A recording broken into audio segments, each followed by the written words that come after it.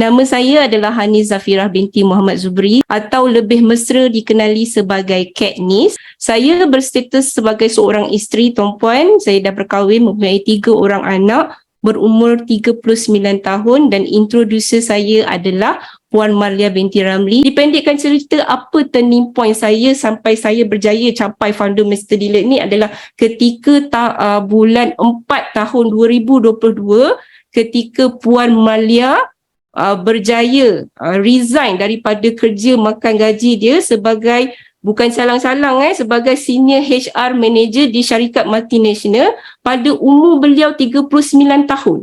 Sebagai pengikut tega beliau di Facebook, saya tahu berulang-ulang Puan Malia menyatakan target beliau adalah bersara muda pada usia 45 tahun, tetapi amazingly dengan public goal punya income, beliau berjaya berhenti kerja pada umur beliau 39 tahun.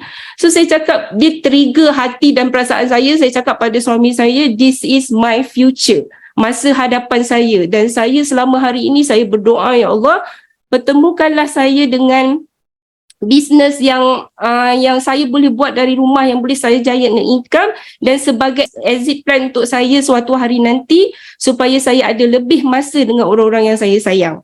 Okey, jadi bila kita dah decide kita nak aktif betul-betul, saya tahu saya kena engage dengan PG1S. Jadi dengan tebal muka saya message Puan Malia, saya kata, Puan, saya nak start aktif sebagai active dealer. Okey, come, Puan Malia kata. Nampak tak tuan-puan, bila saya berhenti, saya kecundang tahun 2019, tahun 2020, tahun 2021, saya kecundang, tak ada pernah sekalipun Puan Malia call saya bagi tahu, Puan Hanis kenapa tak nak buat ni, buat tu kan. Tiada siapa yang peduli sebab ini adalah perniagaan kita. Tapi once kita decide kita nak aktif, Upline FMD sangat mengalu-alukan kehadiran kita dan kesanggupan kita untuk belajar, dan masa itu saya engage dengan PG1S.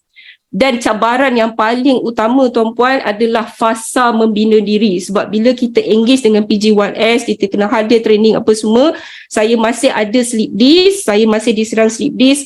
Ada ketika saya hadir kelas tuan-puan, saya terpaksa off camera sambil menyusu anak, sambil menitiskan air mata sebab sakit. Sakit yang teramat sangat sampai terfikir, am I doing the right thing kan? Sampai suami saya kata, tengok itu seksanya lah isteri aku ni kan. You sure ke you nak proceed benda ni? Saya kata no, saya kena buat betul-betul sebab apa mentor dan leader-leader kata, buat dulu, faham kemudian. Saya sangat struggle tuan-puan bila mana fasa membina diri tu, kita nak change daripada kita yang ini kepada yang ini, sangatlah struggle. Tapi bila kita lepas fasa membina diri tu, sangat-sangatlah senang. Dan yang keduanya tuan-puan, saya tahu banyak cabaran, antara cabaran yang kita hadapi adalah masa.